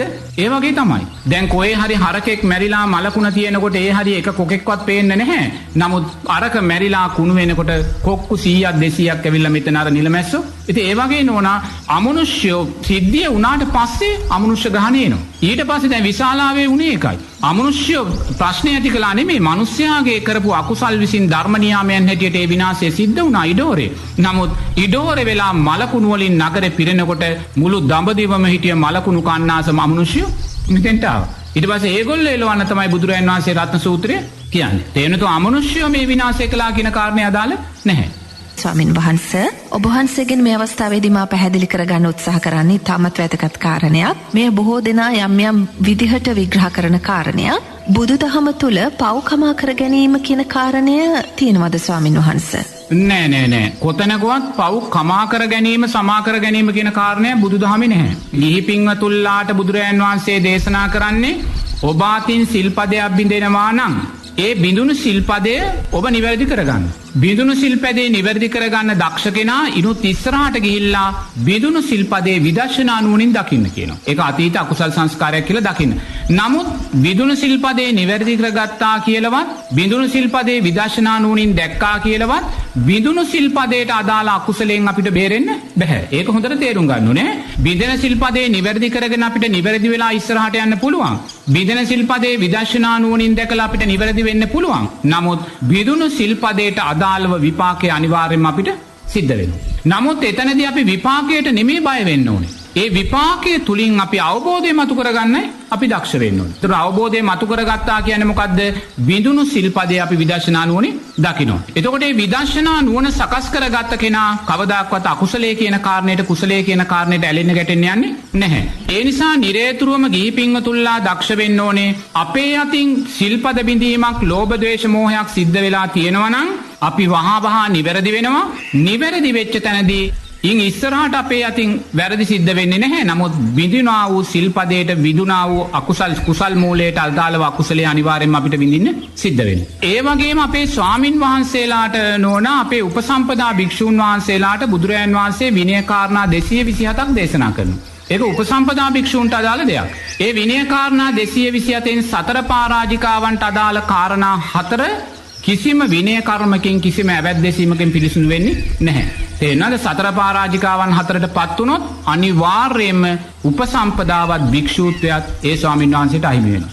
නමුත් සංඝාදිශේෂ කියන අකුසල් සිද්ධ වුණොත්, අනියත කියන අකුසල් සිද්ධ වුණොත් අනිවාර්යයෙන් මේක අපි විනය කර්මයක් සිදු කරලා පිළිසුදු වෙන්න ඕනේ. විනය කර්මකින් තොරව පිළිසුදු වීමක් නැහැ. ඉන් මෙහා තියෙනා වූ ඇවැත් අනිවාර්යයෙන්ම අපිට හවසට නැත්තං ඕන වෙලාවක තවත් උපසම්පදා භික්ෂූන් වහන්සේ සමඟ ඇවැත් දෙසලා පිරිසිදු වෙන්න පුළුවන්. දැන් අපි කියමු යම් ස්වාමින් වහන්සේ කෙනෙක් දවල් 12න් පස්සේ ආහාරයක් ගත්තා කියලා.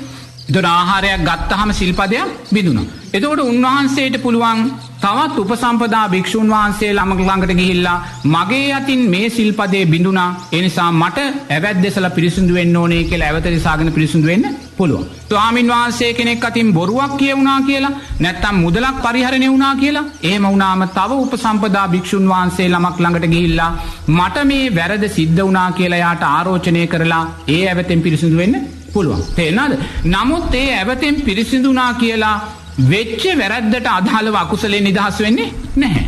ඒක තේරුම් ගන්න ඕනේ. දැන් වර්තමාන සමාජයේ දැන් එක ප්‍රවණතාවයක් මතුවලා එනවා. ඇවැත් දෙසමින් වැරදි කරනවා. ඒක ධර්මයට අදාළ දෙයක් නෙමෙයි.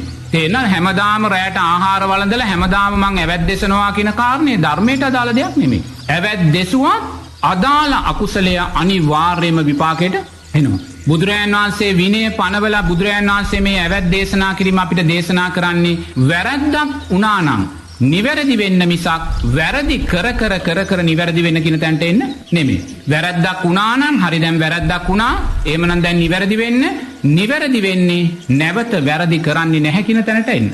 එහෙම නැතුව දවස ගානේ වැරදි කර ඇවැත් දේශන තැනට යන්න කියලා බුදුරජාණන් වහන්සේ එහෙම ධර්මයක් අපිට කියලා නැහැ. ඒ නිසා අපි ඇවැත් දෙසලා යමක් පිරිසිදු වුණත් අනිවාර්යයෙන්ම කළා වූ අකුසලයේ අපිට විපාකෙට එනවා. මොකද අපි ගිහි පින්වතුල්ලා උපයා සපයා ගන්න දේ හම්බු කරන දේ අග්‍රම දේ ශ්‍රේෂ්ඨම දේ උතුම්ම දේ ලබන්නා වූ පිරිසක්.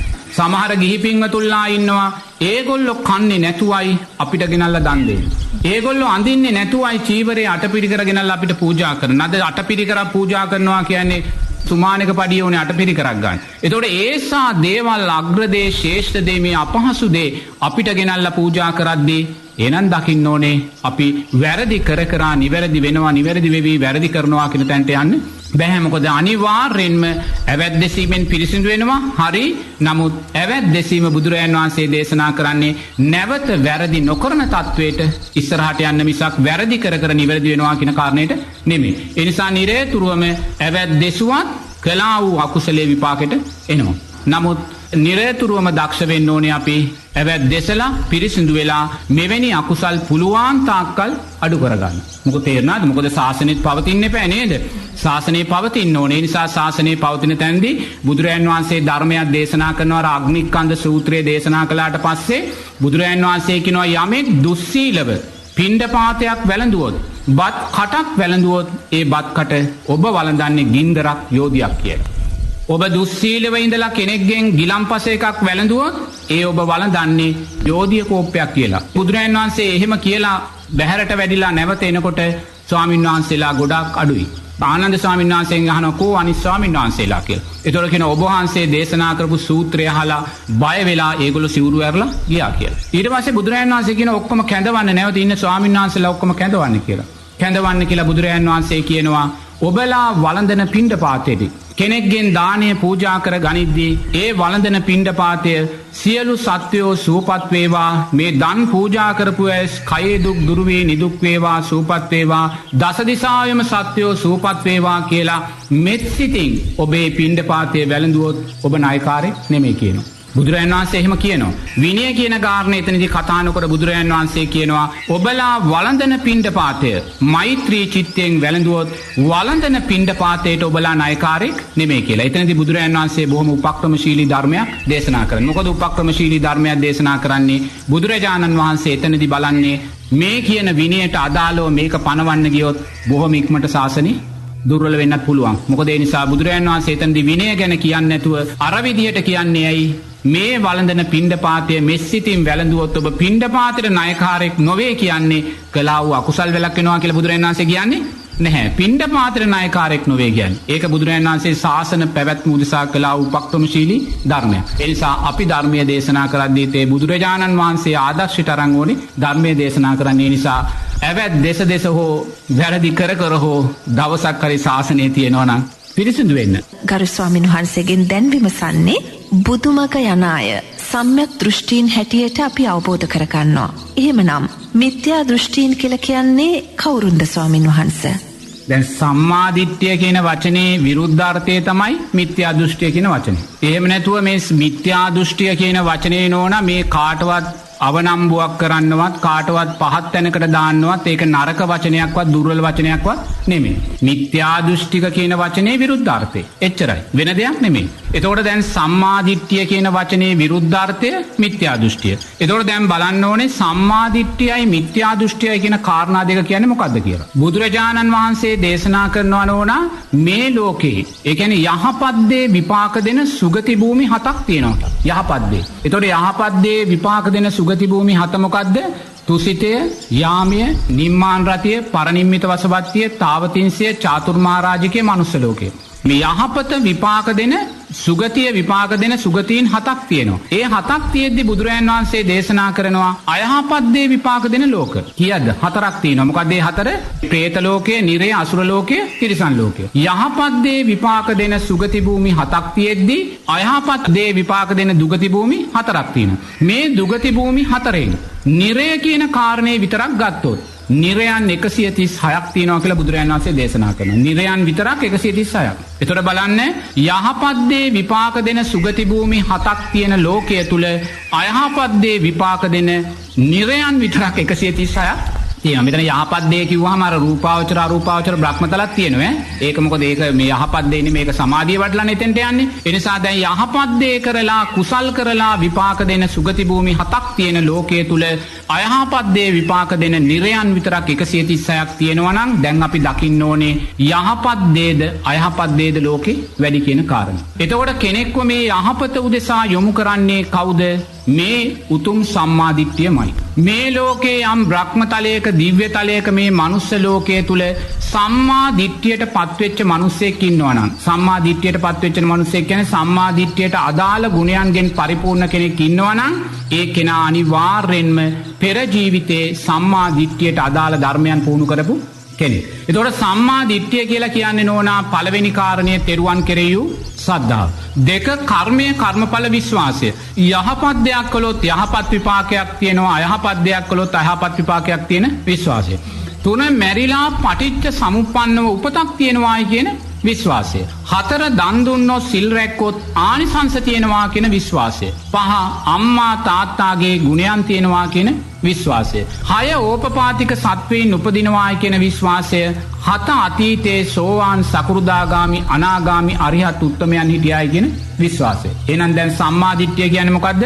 ඔය කාරණා 7ට. දැන් අපි ඇහුවොත් ක්‍රිස්තියානි මහත්තයෙක්ගෙන් මුස්ලිම් මහත්තයෙක්ගෙන් හින්දු මහත්තයෙක්ගෙන් ඒ මහත්තුරු කියන්නේ ඒගොල්ලෝ සම්මා දිට්ඨියට පත් වෙලා අපි මිත්‍යා දෘෂ්ටිකයි කියලා. තේරෙනවද? නමුත් එතන කිසිම වැරැද්දක් නැහැ. මොකද ඒ වැරැද්දක් නැත්තේ ඒ මහත්තුරුන්ගේ දහම අනුව ඒගොල්ලෝ දකින්නේ ඒ මතය තුල ඉඳගෙන. තේරෙනවද? එතකොට ඒක අපිට කොතනකවත් වැරැද්දක් නැහැ. අපිට ඒක විවේචනය කළ යුතු කාරණේකුත් නෙමෙයි. එතකොට ඒගොල්ලන්ගෙන් ඇහුවොත් ඕගොල්ලෝ සම්මා දිට්ඨිය කියන්නේ මොකක්ද කියලා. ඒගොල්ලෝ කියන්නේ මොකද්ද? යහපත් දැක්ම. ඒක තමයි කියන්නේ යහපත් දැක්ම. එතකොට අපි ඇහුවොත් මේ මහත්තුරුන්ගේ මොකක්ද මහත්යෝ ඕගොල්ලන්ගේ යහපත් දැක්ම කියලා? ඒගොල්ලෝ කියන්නේ අපි හොඳට ඉගෙන ගන්නවා. හොඳට රැකියාවක් කරනවා. හොඳට ව්‍යාපාරයක් කරනවා. හොඳ විවාහයක් වෙනවා. හොඳට දරුවෝ හදනවා. හොඳින් ජීවත් වෙනවා. හොඳින් මැරිලා යනවා. එච්චර තමයි යහපත් දැක්ම. එතකොට දැන් ඒක තමයි ඒගොල්ලෝ සම්මාදිට්ඨිය කියලා කියන්නේ. නමුත් නෝනා ඒ මහත්තුරු ඒක සම්මාදිට්ඨිය කියලා හැඳින්වුවාට අපි ඒක වචනකින්වත් ඒගොල්ලෝ විවේචනය කරන්න ආයිතු නැහැ. තේරෙනවද? මොකද ඒගොල්ලන්ගේ ධර්මයේ උගන්වන දේ ඒගොල්ලෝ දේශනා කරා. ඒගොල්ලෝ කියන්නේ. එතකොට අපේ බුදුරජාණන් වහන්සේ අපිට දේශනා කරන්නේ සම්මාදිට්ඨිය කියන්නේ මේ කාරණා 7. එතකොට මේ කාරණා 7 ලෝකෙට මතු කරලා පෙන්වන්න නෝනා බෝධි සත්වය හැටියට බුදුරජාන් වහන්සේ සාරා සංක කල්ප ලක්ෂ ගානක් පෙරුම් පිරුවා. සාරා සංක කල්ප ලක්ෂ ගානක් පෙරුම් පුරලා අර මහා සාගරයේ ජලයට වඩා රුධිරය දන් දීලා මහ පොළවේ පසට වඩා ශරීර මාංශ දන් දීලා අරසා ශාස්ත්‍රීක රාජ ජීවිත මහේශාක්‍ය ජීවිත දන් දීලා 6 අවුරුද්දක් අප්‍රමාණ දුෂ්කර ක්‍රියා කරලා ඒ පාරමී ශක්තියෙන් තමයි මේ අපේ බුදුරජාණන් වහන්සේ මේ සම්මාදිට්ඨිය ලෝකෙට මතු කරන්නේ. නමුත් බුදුරජාණන් වහන්සේ සම්මා සම්බුද්ධත්වයට පත්වෙන මොහොත දක්වා ලෝනා ලෝකේ සම්මා දිට්ඨිය තිබ්බේ අතුරුදහන් වෙලා තිබ්බේ අබුද්ධෝත්පාද කාලයක්. අබුද්ධෝත්පාද කාලයක සම්මා දිට්ඨිය අර්ථයන් අතුරුදහන් වෙනවා. බුද්ධෝත්පාද කාලයකදී තමයි සම්මා දිට්ඨිය මතුවෙලා ඉන්නේ. ඒ නිසා සම්මා දිට්ඨිය කියන කාරණය මතු කර ගන්න නෝනා බුදුරජාණන් වහන්සේ කෙනෙක් මහා සාගරයට වඩා රුධිරය දන් දෙන්න ඕනේ. මහ පොළවේ පසට වඩා ශරීර මාංශ දන් දෙන්න ඕනේ. එහෙම දීලයි බුදුරජාණන් වහන්සේ මේ සම්මාදිට්ඨියේ කාරණා හත මතු කරගන්නේ. නමුත් ක්‍රිස්තුස් වහන්සේ අල්ලාහ්තුමා වේවා නැත්නම් මහා බ්‍රහ්මයා වේවා ඔය අනිත් ඊශ්වර දෙවියන් වේවා නෝනා අපි දන්න තරමින් ඔහොම පාරමී පිරුවායි කියන කාරණයක් අපි අහලා නැහැ. ඒ ශාස්ත්‍රුන් වහන්සේලා දිව්‍යතලවල හිත පිහිටෙව්වා. ඒ දිව්‍යතල සැපයි කියලා දැක්කා. ඉන් එහාට දෙයක් උන්වහන්සේලා දැක්කේ නැහැ. තේරෙනවද? දැන් ක්‍රිස්තුස් වහන්සේ වේවා මේ අල්ලාහ්තුමා වේවා මේ සෑම කෙනෙක්ම මේ බුදුරජාණන් වහන්සේ දේශනා කරන පටිච්ච සමුප්පාද ක්‍රියාවලියට යටයි. ක්‍රිස්තුස් වහන්සේ යහපත කරපු කෙනෙක්, මිනිස්යාට මෛත්‍රී කරපු කෙනෙක්, අනුන් උදෙසා පෙනී හිටපු කෙනෙක්. ඒ මෛත්‍රී චිත්තයන් නිසාම ක්‍රිස්තුස් වහන්සේ මැරෙන වෙලාවේ කුරුසේ ඇනගහපු වෙලාවේ උපාදාන පත්‍යා භවෝ කියන ධර්මතාවය තුල කුසල් සිතක් මතුවලා දිව්‍ය තලයක උප්පත්තිය ලැබුවා. ඒක අපේ බුදුදහමේ ධර්මයට අදාළ පරිසම්පන්න ක්‍රියාවලියක්. ක්‍රිස්තුස් වහන්සේ අනිවාර්යයෙන්ම දිව්‍ය තලයක උප්පත්තියක් සකස් කරගත්තා. දිව්‍ය තලයක උප්පත්තියක් සකස් කරගත්තේ ඇයි? ඒ ක්‍රිස්තුස් වහන්සේ දිව්‍ය තලය අනිත්‍යයි කියලා දැක්කේ නැහැ. එතන අපේ බුදුරජාන් වහන්සේ ජයශ්‍රී මහා බෝධි මූලෙදී උන්වහන්සේ මේ මනුස්ස ලෝකයේ සෑම සැප සම්පත් විඳලා උන්වහන්සේ මේ මනුස්ස ලෝකයේ සැපේ අනිත්‍යයි, මෙතන සැපයක් නැහැ කියලා දැක්කා. දැකලා ඊළඟට උන්වහන්සේ දිව්‍යතල කෙරෙහි හිත පිහිටුවා. දිව්‍යතල කෙරෙහි හිත පිහිටලා උන්වහන්සේ දිව්‍යතලවල සෑම අස්සක් මුල්ලක් නෑරම පීර නුවණින් බලලා මේ දෙවියා කියන්නේ දිව්‍යාංගනාව කියන්නේ කවදා හරි දිව්‍යතලයේ නැවත සතර අපායට චුත වෙන කෙනෙක් කියලා දැකලා දිව්‍යතලයේ නිට්ටය වූ ස්ථීර වූ සැපයක් තියෙනවායි කියලා අපේ බුදුරජාණන් වහන්සේ දැක්කේ නැහැ. අවසානයේ දිව්‍යතල පීර බලලා දිව්‍යතලයේ ඉන්න ඉහළම කෙනා සක්‍රයා කියන තැනට හිත පිහිටලා සක්‍රයාත් සතර අපායෙන් මිදිලා නැත්නම් සක්‍රයාත් ආයිමත් සතර අපායට වැටෙනවා කියන තැන ඉඳන් දිව්‍ය තලයේ සෑම මොහොතක්ම සෑම නිමේෂයක්ම සෑම තැනක්ම නුවණින් බලලා බෝධිසත්වය අවබෝධ කරගත්තා දිව්‍ය තලයත් නිට්ටය වූ දෙයක් නෙමෙයි අනිත්‍ය වූ දෙයක් කියලා. උන්වහන්සේ නැවත බැලුවා දිව්‍ය තලයේ තුල ඉන්දිකටු තුඩක ගහන්න තරම්වත් උන්වහන්සේට උපාදානයක් කැමැත්තක් තියනවාද කියලා. මොකද දිව්‍ය තලයේ තුල ඉන්දිකටු තුඩක් ගහන තරම් තැනක යම් උපාදානයක් කැමැත්තක් තෘෂ්ණාවක් තිබ්බනම් විඥාණය එතන ගිහිලා බහින්න තිබ්බා. ඒ නිසා අවසාන ඉන්දිකටු තුඩක්වත් ගහන තැනක් නැති වෙන තරමක ශාස්ත්‍රීය දිව්‍යතල නුවණින් බලලා දිව්‍ය තලවල දිව්‍ය සැපේ අනිත්‍යයි කියලා දැක්කේ තැන දිව්‍ය තලයේ කෙරේ තියෙන තෘෂ්ණාව අතහැරුණා. ඒතර මනුස්ස ලෝකයේ කෙරේ තියෙන තෘෂ්ණාව අතහැරිච්ච තැන දිව්‍ය තල උපාදානය වුණා. දිව්‍ය තල කෙරේ තියෙන තෘෂ්ණාව අතහැරුණ ගැන ඊළඟට බුදුරජාන් වහන්සේට උපාදානි වුණේ බ්‍රහ්ම තල. ඒ බ්‍රහ්මතල සියල්ලම නුවණින් පීරලා බැලුවා මේ බ්‍රහ්මතලවල නිට්ටය වූ ස්ථිර වූ සැපයක් තියනවාද කියලා. ඒතර උන්වහන්සේ දැක්ක මේ බ්‍රහ්මතලවල ඉන්න බ්‍රහ්මයා සතර අපායෙන් මිදිලා නැත්නම් ආයිමත් සතර අපායට වැඩෙනවා. මහා බ්‍රහ්මයා කියලා කෙනෙක් ඉන්නවා. මේ මහා බ්‍රහ්මයා සතර අපායෙන් මිදුනේ නැත්නම් නැවත සතර අපායට වැටෙනවා කියලා දකිමින් සියලුම බ්‍රහ්මතලවල ඉන්දිකටු තුඩක ගහන තරම්වත් කැමැත්තක් උපාදානයක් තියනවාද කියන බාර නුවණින් දකිමින් බ්‍රහ්මතලවල අනිත්‍යභාවය දකිද්දී මොකද වුනේ? මනුස්ස තල අනිත්‍යයි කියලා දැක්කා. දිව්‍ය තලත් අනිත්‍යයි කියලා දැක්කා. බ්‍රහ්මතලත් අනිත්‍යයි කියලා දකිද්දී හිත පිහිටන්න තැනක් තිබ්බේ නැහැ. හිත නිවනේ තමයි පිහිටුවේ. මොකද ඒ සියලුම භවත්‍රයේ කෙරේ තියෙන තෘෂ්ණාව සින්දා. නමුත් ක්‍රිස්තුස් වහන්සේ දිව්‍යතල අහුවෙද්දී දිව්‍යතල අනිත්‍යයි කියලා දැක්මක් තිබ්බේ නැහැ. දිව්‍යතලේ උපාදානය වුණා. දිව්‍යතලේ දෙවි කෙනෙක් වෙලා උප්පත්තිය සකස් කරගත්තා. ඒක ඉතින් පටිච්චසමුප්පන්න ක්‍රියාවලියට යටත්ව සිදුවෙන දෙයක්. ස්වාමීන් වහන්සේ යේසුස් වහන්සේ අදත් දිව්‍යතලයක වැඩ ඉන්නවද? අදත් දිව්‍යතලෙ උන්වහන්සේගේ කණ්ඩායමක් එක්ක 10-12 දෙනෙක් කණ්ඩායමක් එක්ක උන්වහන්සේ අදත් ඒ දිව්‍යතලයේ ජීවත් වෙනවා. දිව්‍යතල වල සම්මාදිට්ඨික මිත්‍යා දෘෂ්ටික කියලා කොටස් දෙකක් ඉන්නවා. තේරෙනවද? එතනදී උන්වහන්සේ ඉන්නේ ක්‍රිස්තුස් වහන්සේ ඉන්නේ එතනත් අර සම්මාදිට්ඨියට බාහිර දෙවියන් එක්ක. තේරෙනවද?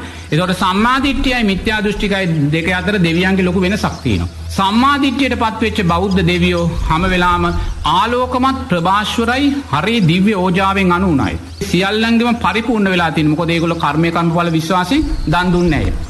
දැන් මේ ආකාරයට ස්වාමින් වහන්සේ දිව්‍ය තලයක ඉන්න ඕනම කෙනෙක් ඒ තමන්ගේ දිව්‍ය සම්පත් විඳීමේ කුසල ශක්තිය අවසන් වූ වහාම අපායගාමී වෙන්න පුළුවන්ද ස්වාමින් වහන්සේ? අනිවාර්යයෙන්ම සතර අපායෙ මිදිලා නැහැ. දැන් දිව්‍ය තල වල ඉන්නේ. ඒගොල්ලෝ එක කණ්ඩායමක් දැන් අපේ දන්න ස්වාමින් වහන්සේ කෙනෙක් උතුම් සමාධියෙන් පසු වෙනකොට ඒ ස්වාමින් වහන්සේ අරමුණු කරනවා ක්‍රිස්තුස් වහන්සේ ඉන්න තැන මොකද්ද කියලා බලනකොට උන්වහන්සේට 8 දෙනෙක්ගේ වගේ කණ්ඩායමක් එක්ක පෑන් කෙන්ඩියක් අතෙන් අරගෙන ඒ 8 දෙනාම ඒගොල්ලන්ගේ භක්තිකයන්ට ඒගොල්ලෝ ආශිර්වාද කරමින් එතන ඉන්නවා. ඒක ඉතින් භවයේ උපතක්. පටිච්චසමුප්පන්න ක්‍රියාවලියට ඔය හැම කෙනාම ලටයි. ඒ බුදුරජාණන් වහන්සේ තමයි මේ පටිච්චසමුප්පන්න ක්‍රියාවලිය මතු කරලා ගත්තේ. එතන හිටියා කියලා එයා දුකෙන් මිදිලා නැහැ. මොකද එයා මැරෙන වෙලාවේ දිව්‍යතල උපාදානිය වුණත් දිව්‍යතලයේ අනිත්‍යයි කියලා දකින්න දක්ෂ වුණේ නැහැ. මොකද දක්ෂ වෙන්න එයා සද්ධාාවක් සකස් කරගෙන හිටියේ නැහැ. ඒ නිසා සම්මාදිට්ඨියයි මිත්‍යා දෘෂ්ටියයි කියන කාරණේදී මිත්‍යා දෘෂ්ටිය කියන්නේ කාටවත් හිංසා කරනවා කාටවත් චෝදනා කරන නරක වචනයක් නෙමෙයි. කෙනෙක් තුල තෙරුවන් කෙරේ සද්ධාව නැත්තම් කර්මයේ කර්මඵල විශ්වාසය නැත්තම් මැරිලා පටිච්චසමුප්පන්න උපතක් තියෙනවා කියලා විශ්වාසය නැත්තම් දන් දුන්නොත් සිල් රැක්කොත් ආනිසංස තියෙනවා කියන විශ්වාසය නැත්තම් අම්මා තාත්තාගේ ගුණයන් විශ්වාසය නැත්තම් ඕපපාතික සත්වයින් උපදිනවා කියලා විශ්වාසයක් නැත්තම් අතීතේ රහතන් වහන්සේලා හිටියා කියලා විශ්වාසයක් නැත්තම් ඒක තමයි සම්මා දිට්ඨිය විරුද්ධ පැත්ත. මිත්‍යා දෘෂ්ටිය කියන්නේ නැතුව මිත්‍යා දෘෂ්ටිය කියන්නේ කාටවත් මේ චෝදනා කරන වචනයක් නෙමෙයි. මේ විශ්වාස නැතිගෙනා සම්මා දිට්ඨියෙන් බාහිර පැත්තටයි වැටෙන්නේ. මේ විශ්වාසය තුලින් තමයි අපේ කුසල් ශක්තිය බුදුරජාණන් වහන්සේ වැඩි කරලා දෙන්නේ. දැන් තෙරුවන් කෙරෙහි සද්ධාව තුල මොකක්ද අපිට කරන්නේ? අපිට කුසල් පක්ෂයේ බුදුරජාණන් වහන්සේ ධර්මයේ සංඝයා කෙරෙහි තියෙන විශ්වාසය අපිට වැඩි කරනවා. ඇයි වැඩි කරන්නේ? තෙරුවන් කෙරෙහි සද්ධාව කියන කාරණේදී මේ මොහොතේ මේ මනුස්ස ලෝකේ මේ මිනිස්යා විඳින්නා වූ සැනසෙල්ල අපි විඳින්නේ කුමක් නිසාද? තෙරුවන් කෙරෙහි වූ ශ්‍රද්ධාව නිසා. බුදුරජාණන් වහන්සේ ධර්ම රත්නය සංඝ රත්නය නිසායි මේ ලෝකේ මේ මොහොතේ යම් සංහිඳීමක් තියෙනවා නම් ඒ සංහිඳීම මේ ආකාරයෙන් සකස් වෙලා තියෙන කුමක් නිසාද? බුදුරජාණන් වහන්සේ ධර්ම රත්නය සංඝ රත්නය නිසා. ඒතකොට බුදුරජාණන් වහන්සේ ධර්ම රත්නය සංඝ රත්නය තියෙනවා කියන්නේ මොකද්ද? මේක බුද්ධෝත්පාද කාලය. එනම් බුද්ධෝත්පාද කාලයකින් තොරව අබුද්ධෝත්පාද කාලයක් කියන්නේ මොනසා විෂම වූ කාලයක්ද කියන කාරණේ අපි නුවණින් දකින්න ඕනේ. ඒතකොට අබුද්ධෝත්පාද කාලවල වල අපිට සාස්තුන් වහන්සේලා වෙන්නේ මිච්ඡා සාස්තුන් වහන්සේලා. ඒ අබුද්ධෝත්පාද කාලවල වල යම් හේකින් මිහිඳු මහ රහතන් වහන්සේ අපේ රටට මේ උතුම් ධර්මය අරන් නොෙන්න අපි තාමත් ගස් ගල් වලට ඉරහඳ තාරකා වලට අමනුෂ්‍යයින්ට යක්ෂයන්ට යක්ෂණියට වදින මිනිස්සුયો.